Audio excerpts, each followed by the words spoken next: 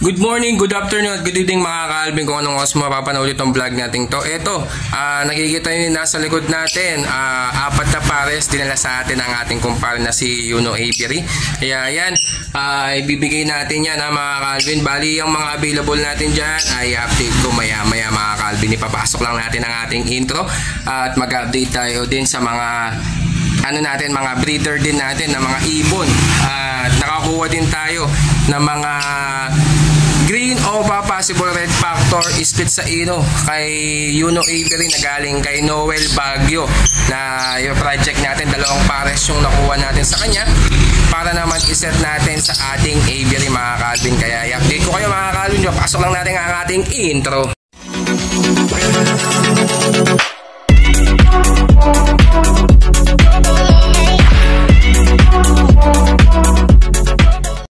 Ayan mga ka-Alvin, ito yung apat na pares na dinala sa atin ni Yuno Aviary na ibon ni Noel Baguio na mga possible red factor na OPA.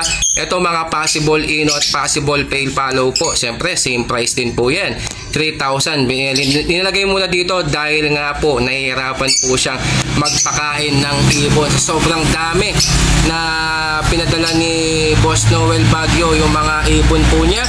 Almost nasa 100 mahigit po mga ka-Alvin, kasi quitting na po talaga siya dahil hindi na maasikaso. Kaya ngayon binawas muna, pinadala muna dito sa ating aviary para daw sa mga gustong kumuha, at least mapapakita ko sa inyo itong apat na pares natin na green OPA possible red factor at mga possible ino and possible pale po yan mga ka-Alvin. Kaya yan i-update natin. Kitang-kita nyo naman yung mga visual na kapatid nila na red factor mga ka-Alvin. At meron pa siyang mga available mga ka-Alvin. Yung mga available pa po niya doon ay mga green split sa OPA possible red factor possible ino. Bali yun project OPA red factor ino po yun mga ka-Alvin. Kaya sa mga gusto pong kumuha, i-update ko lang po kayo para alam nyo po yung mga ibon na available pa ni Boss Yuno dun sa kanyang aviary para kuhanin na lang po natin sa kanya mga ka-Alvin. At yung mga nag-order po mga ka-Alvin, kasi po tayo ay kukunin natin kay Boss Yuno yun, yung mga ibon na yun mga ka-Alvin na cash. Kailangan po natin mabayaran po kasi hindi ko po maabonuhan ito.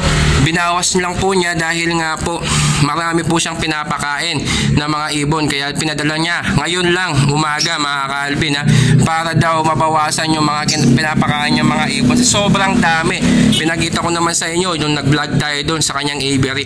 Sobrang dami, hindi lang kakatail, mga budgie, mga OPA, mga wild type, tapos yung mga post RF doon na almost nasa 40 pieces po yung mga post RF ni Noel Baguio dahil nga po hindi siya nag-out, at na-stock po yung mga post RF ni Boss Noel Baguio. Kaya sa mga gusto pong kumuha mga ka-Alvin, ito may available po tayo dito ngayon na apat na pares para sa mga gusto pong mag-project ng mga red factor ino or red factor pale follow na OPA mga ka-Alvin. Kaya yan, para naman alam po ninyo.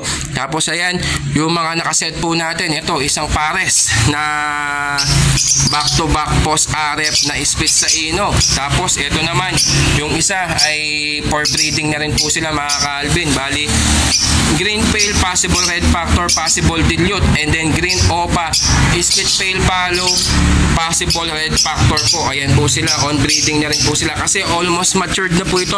Pwede mo nang isa lang itong mga ibon na to mga ka-Alvin, baka makachamba ka pa. Halos yung mga ibang ibon ay yung mga ibang itlog ng mga ibon na to mga ka-Alvin, yung mga itlog na pinadala ni Noel Baguio kay kumpare natin na si Yuno Aviary, po niya parang incubator. Marami pong nagsilabas na mga red factor po doon, kaya hindi po natin alam kung kaninong breeder po yun yung mga ina-out ni Boss Yuno. Kaya marami na naglalabas po ng mga red factor dito sa mga ina-out ni Boss Yuno na galing po kay Noel Baguio mga ka-Alvin. Kaya kung ako sa inyo, mag-order na po kayo habang meron pa po, kasi ito na lang po yung mga OPA na binigay sa atin. Halos apat na pares na lang po mga Calvin. Yan ha, yung mga the rest po dun kasi hindi na po OPA. Bali yung mga kak lang po dun ay split sa OPA mga Calvin. Bali mga post ino at post fail follow na po yung mga natitira po dun mga Calvin, kasi marami na pong kumuha sa atin. At ngayon for shipping tayo ulit dito, bibigay na naman natin dun sa isang customer natin mga Calvin. Kaya ano pang hinihintay ninyo mga Calvin, habang meron pa, kasi pag yan naubos, hindi lang po ako yung kumukuha, meron din mga kaibigan po ni Boss Yuno at yung mga kasamahan niya na nag-iibon dito sa Pampanga, kumukuha din po siya sa kanya dahil nga po napakamura. Sa halagang 3,000 pesos mga Calvin, meron ka ng project OPA Red Factor. Pag nakapagpalabas ka ng OPA Red Factor na ino, matik, bawing-bawi ka na sa 3,000 na inilabas ninyo. What if kung makadalawa ka or tatlo na Red Factor, triple ang gastos mo dito sa mga ibon na to mga Calvin. Lalo na yung mga kapatid niyan, in-out lang ni Boss Noel Baguio, yung mga visual Red Factor nasa 7,500. Napakamura, di ba mga Calvin? Sobrang ano na, kasi mga quitting price na po. Kasi pag mga quitting price talaga, murang-mura na lang po, lalo na hindi na maasikaso yung mga ibon ni Boss Noel Baguio dahil nga po nagtatrabaho po siya at nag-aasikaso yung asawa po niya, kaya hindi po masyadong naaasikaso ni Boss Noel Baguio dahil nga po nag-aalaga yung asawa po niya mga Calvin. Kaya ano pang hinihintay ninyo? Kaya ako, kumuha na ako 2 pares. Ngayon yung mga kukuha pa ako ng isang pares niyan, yung split sa ino, split sa OPA na post RF na dadalhin din niya by tomorrow siguro, kasi nagbiyahe po siya pa Manila ngayon si Boss Yuno dahil nga po kukuha pa siya ng mga ibon na pang-export mga Calvin. Kaya ano pang hinihintay ninyo? Kung ako sa inyo, magpa-reservation ka na habang maaga pa at meron pa tayo mga Calvin. Kaya pag naubos po yan, ay grabe, wala na po tayong ma-out na mga ganyang kamura, lalo na 3 mutation po ang ilalabas ninyo, kaya medyo mataas po yung presyo, 3,000, dahil nga po baka makapaglabas ka ng Red Factor Ino, kaya Red Factor Dilute or Red Factor Pale Follow mga Calvin. Kaya ako nga nung nalaman kong ganun yung mga ibon na yun, agad-agad kumuha tayo at nag-set tayo ng 2 pares mga Calvin, kasi sayang sa sobrang mura. Talagang kumuha talaga tayo, lalo na legit po yung pinaggalingan ng mga ibon na galing kay Noel Baguio. Kaya kitang-kita naman sa mga bashers natin dyan, ayan tayo na mismo pumupunta ng mga aviary para alam po ninyo na kung kanino galing ang mga ibon na to mga Calvin. Kaya kung ako sa inyo, kumuha na kayo. Kaya ako kukuha pa ako nito kahit 2 pares para 5 set po ang ating mga project Red Factor OPA na Ino or Red Factor OPA na Dilute or Red Factor na OPA Pale Follow mga Calvin. Kaya ano pang hinihintay nyo? Habang maaga pa at meron pa tayo mga Calvin, kumuha na kayo.